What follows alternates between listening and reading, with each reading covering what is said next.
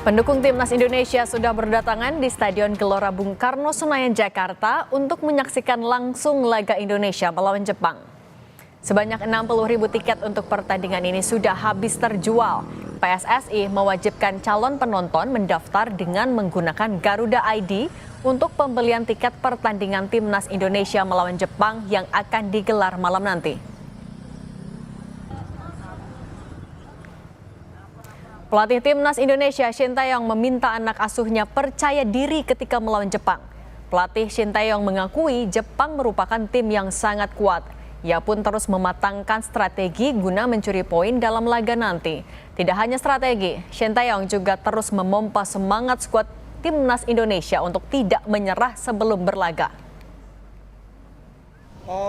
일본은 아시아에서 가장 랭킹이 좋은 팀이기 때문에 선수들이 할 수 있다는 자신감, 그리고 피지컬 쪽이나 모든 면에서 우리가 지지 않는다는 그런 강한 멘탈을 갖고 부딪히는 것이 가장 중요하다고 생각합니다.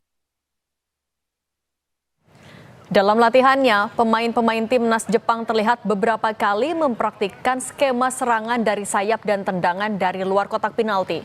Pemain sayap Jepang yang memperkuat klub Liga Inggris Brighton, Kaoru Mitoma, terlihat juga dalam skema latihan umpan silang Timnas Jepang. Jepang diperkirakan akan mengandalkan pemain sayapnya untuk membongkar pertahanan Timnas. Mitoma diperkirakan akan bermain di kiri, sementara di sayap kanan Jepang akan memainkan Takefusa Kubo yang bermain di Liga Spanyol. Sebelum membahas peluang Timnas melawan Jepang, kami ajak Anda kembali ke GBK untuk melihat suasana di sana. Jurnalis Kompas TV Malaika Kridaman. Malaika, Anda bisa gambarkan seperti apa antusiasme pendukung Timnas jelang laga malam nanti?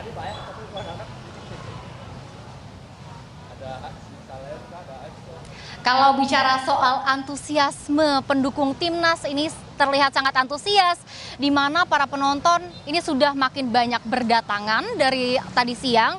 Dan memang kalau saya lihat ini banyak sekali para penonton yang sudah mulai masuk ke arena pertandingan, utamanya di Stadion Utama Gelora Bung Karno. Tadi juga saya sempat ajak berbincang beberapa pendukung ataupun penonton dari pertandingan Timnas lawan Jepang yang akan dimulai pada pukul 19 waktu Indonesia Barat malam ini, di mana mereka mengatakan bahwa sangat optimis bahwa Indonesia akan memenangkan pertandingan nanti malam, walaupun memang Jepang ini merupakan saingan terberat Indonesia, di mana di klasemen grup C Jepang menduduki peringkat pertama dengan 10 poin dan Indonesia saat ini masih selisih 7 poin dengan Jepang, di mana Indonesia masih memiliki 3 poin. Yang artinya memang pastinya pertandingan malam ini akan sangat sengit begitu ya. Namun tidak ada yang tidak mungkin dalam sepak bola. Jadi kita sama-sama berharap supaya Indonesia bisa memenangkan pertandingan.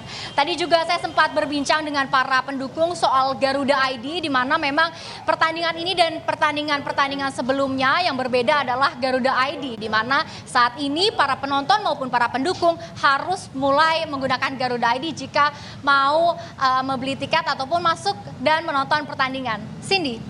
Terima kasih jurnalis Kompas TV Malaika Kridaman. Selamat bertugas kembali. Saudara, skuad Garuda akan menjalani laga penting melawan Jepang di grup C kualifikasi Piala Dunia 2026 zona Asia. Pertandingan ini jadi penting demi menjaga peluang maju ke Piala Dunia 2026. Apakah anak asuh Shin Tae-yong bisa mencuri poin di pertandingan malam nanti? Kami bahas bersama pengamat sepak bola, Bung Roni Pangemanan. Bung Roni, apa kabar? Ya, baik.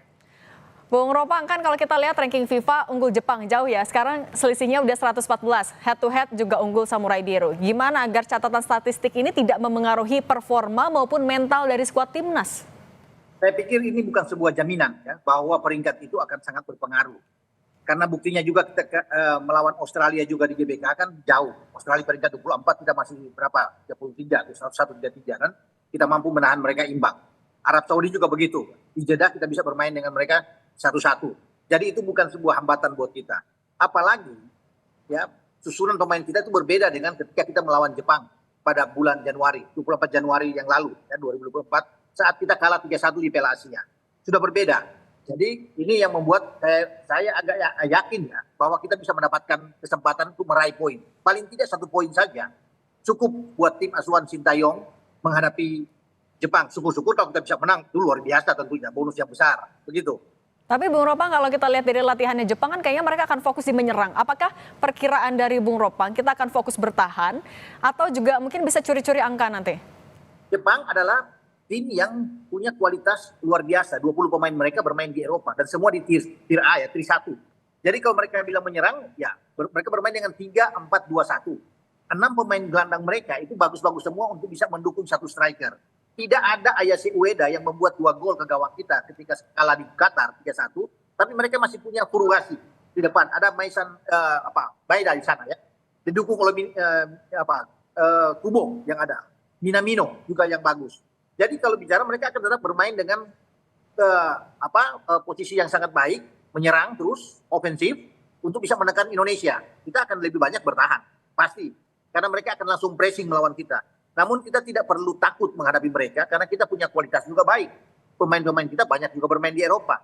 Kita bisa nahan bola, bisa pegang bola dengan baik. Ya. Bermain sabar saja, kemudian melakukan counter attack, serangan balik itu merupakan suatu hal yang sangat baik untuk bisa mendapatkan kesempatan mencetak gol ke gawang Jepang. Begitu.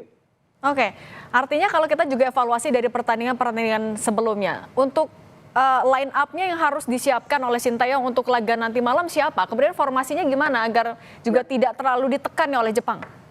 Formasi Sintayong kan mungkin tidak akan berubah. Dia sudah terlanjur senang dan mungkin pemain-pemain sudah bisa menjalankan dengan baik. 3-4-3. Kalau 3-4-3, penjaga gawangnya pasti Martin Paes. 3 di belakangnya. Itu bisa Kevin Dix, kemudian dengan Jai Ises, satu lagi bisa Rizky Ridho, atau bisa dengan Yasin Hapner.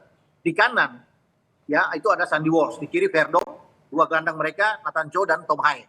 3 di depan bisa Eliano Reinders, yang ada Rafael Struijk dan Ragnar Oratmangun. Ya bisa saja dia bermain dengan semua pemain-pemain diaspora, pemain-pemain Eropa. Kan belum pernah Sintayong menempatkan semua pemain itu yang diaspora. Ini yang menjadi tantangan buat dia. Mau nggak dia bermain demikian? Tapi kalau dia perlu dengan satu pemain yang ada di Liga 1 Indonesia, pasti Rizky Ridho yang bisa ditempatkan di lini belakang bersama dengan Jai Ises dan dengan Kevin Dix. Jadi formasinya mungkin tidak akan berubah dengan 3-4-3. Formasi 3-4-3 itu akan mampu menahan serangan sayap dari Jepang tapi? Ya ini tugas bagi Sandy Walsh untuk bisa menahan Kaoru Mitoma yang berada di kiri. Ya karena dia kan ada di bek kanan, jadi akan berhadapan head to head. Kemudian Ritsu Doan, sayap bagus dari Jepang. Ini akan menjadi tugas bagi Calvin Verdong untuk bisa menahan laju dari Ritsu Doan. Karena serangan-serangan Jepang itu selalu mengalir dari Ritsu Doan dan juga dengan Mitoma untuk memberikan crossing ke depan ke striker mereka atau ke Kubo, ke Minamino, dan sekarang ada Furuhashi. Jadi sekuat mananya bagi STY untuk bisa memberikan mungkin ada wejangan di sana, ya taktik yang dilakukan untuk menahan laju dari Mitoma dan Ritsu Doan yang diberikan kepada Sandy Walsh dan juga dengan Verdong. Ini akan 2 anak ini akan bekerja dengan keras 2 pemain ini. Pasti di samping penjaga gawang Martin Paes. Begitu.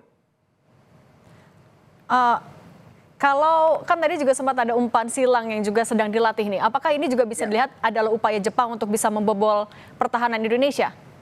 Ya, Jepang selalu bermain dengan demikian, lebih kuat dari sisi flank. Itu yang mereka menang melawan Cina dengan 7 gol, melawan Bahrain dengan 5 gol dan Arab Saudi 2 gol. Semua dari flank serangan mereka, dari sisi sayap. Ini yang harus diantisipasi dan saya yakin STY sudah tahu apa yang harus dia perbuat untuk bisa meredam setiap serangan Jepang yang ada dari sisi sayap. Begitu.